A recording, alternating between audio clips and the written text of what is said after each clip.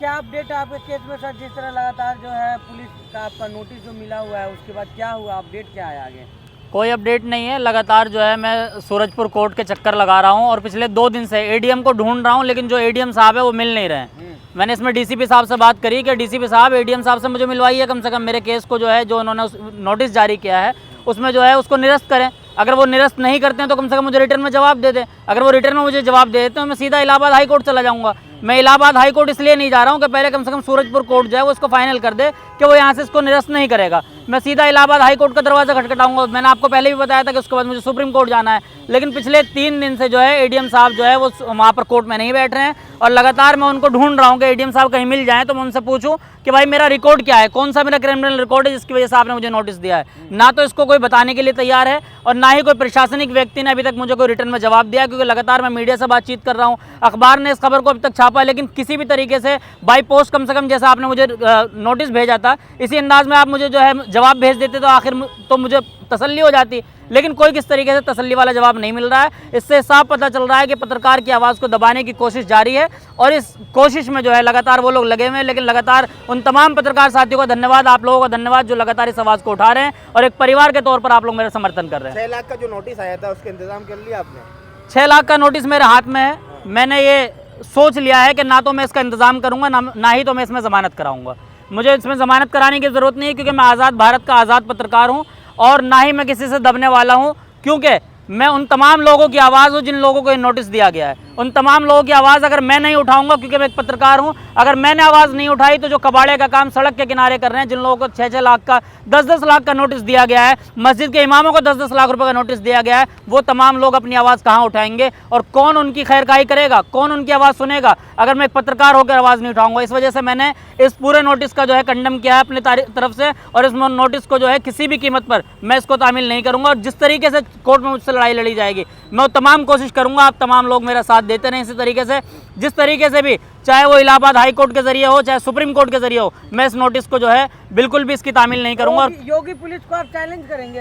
नहीं, चैलेंज अगर करने की बात है तो चैलेंज करूंगा। योगी पुलिस भी तो मुझे चैलेंज कर रही है। योगी पुलिस कौन सा मुझे क्या नाम है आइसक्रीम खिला रही है, मुझे दावत दे रही है, उसने मुझे नोटिस दिया है, मैं भी उनको नोटिस का जवाब मांग रहा हूँ, लेकिन मुझे नोटिस का जवाब क्यों नहीं दे रहे? योगी की पुलिस हो चाहे पुलिस किसी की भी हो, भारत संविधान से चलता है, संवैधानिक देश है, ना तो ये राजतंत्र है, ना था, ना रहेगा।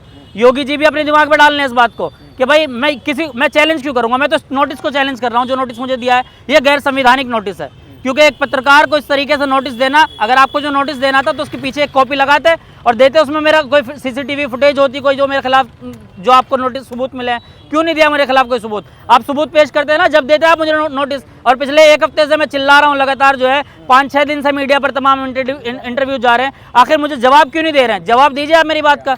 अपडेट तो मिल रहा है ना पुलिस को भी। वक्फ आंदोलन ना हो इस वजह से आपको नोटिस मिला, पिछले इंटरव्यू में आपने कहा था जी कि क्या गारंटी आपने कैसे कह सकते हैं कि वक्फ आंदोलन की वजह से जो है आपको नोटिस मिल रहा है? वक्फ बिल जो है वो 3 तारीख को पास हुआ, रात के अंधेरे में पास किया गया, रात को 2:30 बजे तक संसद चलाई गई। आप वक्फ बिल से जोड़ देंगे इस चीज? नहीं, मैं क्या जोड़ दूंगा भाई, प्रशासन तो ऐसा जोड़ के चल रही है ना कि अगले दिन मुझे नोटिस थमाया है। अच्छा, बिल्कुल सेम अगले दिन मुझे नोटिस समझा। 4 तारीख को मुझे नोटिस मिला है, इसमें 4 तारीख की डेट डली हुई है नोटिस में, और 5 तारीख में जो है मुझे कोर्ट बुलाया गया, ये तारीख डली हुई देखिए। 3 तारीख को ये वक्फ बिल पास होता है, 4 तारीख को नोटिस दिया जाता है। उसके बाद से लगातार जो है मुसलमानों को जो है धमकाने का इस तरीके से काम कर रही है। आप देखिए तमाम मस्जिदों पर जो है पुलिस का दस्ता, पुलिस का पहरा लगाया जा रहा है। क्या मस्जिदों के अंदर आतंकवादी बैठे हुए हैं तो मस्जिदों को इस तरीके से घेरने की कोशिश कर रही है प्रशासन? आज जुमा था, तमाम मस्जिदों पर बड़े बड़े जो है वहाँ पर फ्लैग मार्च किए गए।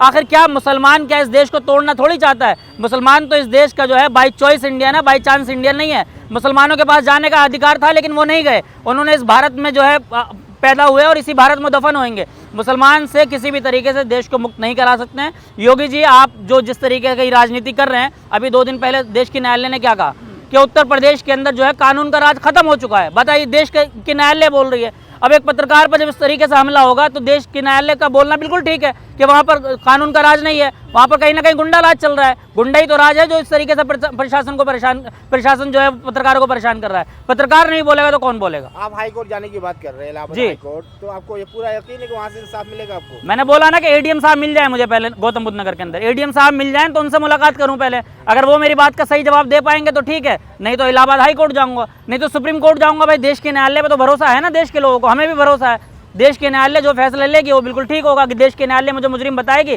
तो कम से कम सबूत तो आएंगे ना मेरे खिलाफ। देश के न्यायालय बताएगी कि भाई आपने यहाँ पर दंगा किया, आपके ये CCTV फुटेज है, आपके खिलाफ इतने मुकदमे दर्ज है। मेरे ऊपर सिंगल मुकदमा कोई दर्ज नहीं है जिसमें 151 तक का मुकदमा हो, एक सिंगल मुकदमा नहीं है मेरे ऊपर। लड़ाई बहुत बड़ी है, सक्षम है आप लड़ने के लिए? बिल्कुल, मेरे साथ आप जैसे तमाम पत्रकार, मेरा पूरा परिवार है जो लगातार मुझे कवर कर रहा है। कुछ न्यूज़पेपर्स हैं वो तमाम लोग मुझे लगातार कवर कर रहे हैं। मैं मजबूती के साथ लड़ाई लड़ूंगा और फिर पूरे देश के लोगों से अपील है कि मेरे साथ इस लड़ाई में खड़े हो, क्योंकि पूरे देश की लड़ाई है, मेरे अकेले की लड़ाई नहीं है। तमाम पत्रकार भाइयों का साथ चाहिए, पूरे देश के लोगों का साथ चाहिए कि इस अंधे कानून के खिलाफ जो है मैं मजबूती से लड़ाई लड़ने की ज़रूरत है। उस लड़ाई में मैं आगे आगे चलूँगा, आप लोग मेरे साथ चले। बस उन पत्रकारों से क्या कहेंगे जो लोग इस मुद्दे को सीरियस नहीं ले रहे? उन तमाम लोगों से अपील है कि आप लोग अपने नंबर का इंतजार कर रहे हैं कि आज मुझ पर ये बात आई है, कल आप पर भी आ सकती है। इसलिए आप तमाम लोग एक पत्रकार को एक परिवार के रूप में देखें और इस पत्रकार का साथ दें, क्योंकि आज आड़ा वक्त मुझ पर आया है। यह आड़ा वक्त किसी पे भी आ सकता है, वक्त है बदलता रहता है। एक वक्त था कि मुगलों ने राज किया, एक वक्त है कि आज ये लोग राज कर रहे हैं, ये भी वक्त बदल जाएगा। इस तरीके से पत्रकार तमाम भाइयों से अपील है कि इस मुद्दे को सीरियस लें और इस मुद्दे को अपना मुद्दा समझकर जो है कवर करें और इस आवाज़ को जो है मजबूती के साथ उठाएं। भारत के मुसलमानों को डराने की कोशिश की जा रही क्या? तो भारत का मुसलमान डरेगा थोड़ी? भारत के मुसलमानों को डराने की कोशिश तो पहले भी की गई है, आज से पहले सदियों किया जा चुका है। भारत के मुसलमानों का इतिहास रहा है कि भारत के मुसलमानों ने इस जंग आज़ादी में इतना बड़ा रोल निभाया कि चांदनी चौक से लेकर खैबर तक इतिहास में लिखा है कि उलमाओं ने अपनी गर्दनें कटाई है। बताइए, अगर भारत के मुसलमानों का इतिहास ना होता, भारत के मुसलमानों ने हर फील्ड में अपना इतिहास रचा है, चाहे वो पत्रकारिता का ही क्यों ना हो। पत्रकार भी आज बड़े बड़े आप देखिए कि भारत के ऐसे लोग हैं जो फैक्ट चेक करते हैं। जुबैर जैसे लोगों को कितना परेशान किया गया, लेकिन परेशान हुए, लेकिन आज भी जुबैर फैक्ट चेक करते हैं। पूरा भारत ट्रस्ट करता है कि जुबैर ने फैक्ट चेक किया है तो ये फैक्ट सही होगा। इसी तरीके से जुबैर हमारे सीनियर भाई हैं। इसी तरीके से और बहुत सारे पत्रकार हैं जो जामिया से निकल के आ रहे हैं, अलीगढ़ मुस्लिम यूनिवर्सिटी से निकल के आ रहे हैं। इन तमाम पत्रकारों को सलाम है कि इस वक्त में वक्त के साथ जो चल रहा है, इन सब तमाम जगहों पर जो है मजबूती से लड़ने की जरूरत है। और मुसलमान क्या, मुसलमान किसी भी तरीके से ना दबा था, ना दबा है, ना दबेगा। आप ये समझते हैं कि आपको मुसलमान होने की वजह से नोटिस मिला है? बिल्कुल, ये मुसलमान होने की मुझे सजा मिली है, क्योंकि मैंने कोर्ट में और तमाम लोग देखे जो पत्रकार नहीं है, जो कबाड़े का काम करते हैं, लेकिन उनको भी नोटिस दिया गया है। मस्जिद के इमामों को नोटिस दिया गया है। इमामों को भी? जी, मस्जिद के इमामों को 6-6 लाख रुपए का नोटिस दिया गया है। सोचिए, मस्जिद के इमाम कौन सा दंगा भड़का रहे हैं। मस्जिद के इमाम अगर दंगा भड़काने पर आए तो देश के अंदर खून खराबा होने में कोई वक्त नहीं लगता, लेकिन इमाम इतने शांति प्रिय तरीके से जो है, देखिए जिस तरीके से वक्फ बिल आया, राम मंदिर का मुद्दा आया, राम मंदिर में जब वहाँ पर एक तरफा फैसला सुनाया गया, जबकि बाबरी मस्जिद को लेकर सुप्रीम कोर्ट ने माना था कि वहाँ पर किसी भी तरीके से कोई मंदिर नहीं था, मस्जिद थी, मस्जिद को 1992 में तोड़ा गया। लेकिन देश के मुसलमानों को सलाम है कि जब सुप्रीम कोर्ट ने एक तरफा फैसला सुनाया, उसके बावजूद भी मुसलमान बिल्कुल भी उग्र नहीं हुए और स्वागत किया, वहाँ पर मंदिर तामीर कराई। तो मुसलमान अगर देश के अंदर उग्र करना चाहता तो दंगे कब के हो गए होते। मुसलमान बहुत शांति प्रिय तरीके से काम को करता है और मुसलमान जो है वो मजबूती के साथ अपनी लड़ाई को लड़ेगा।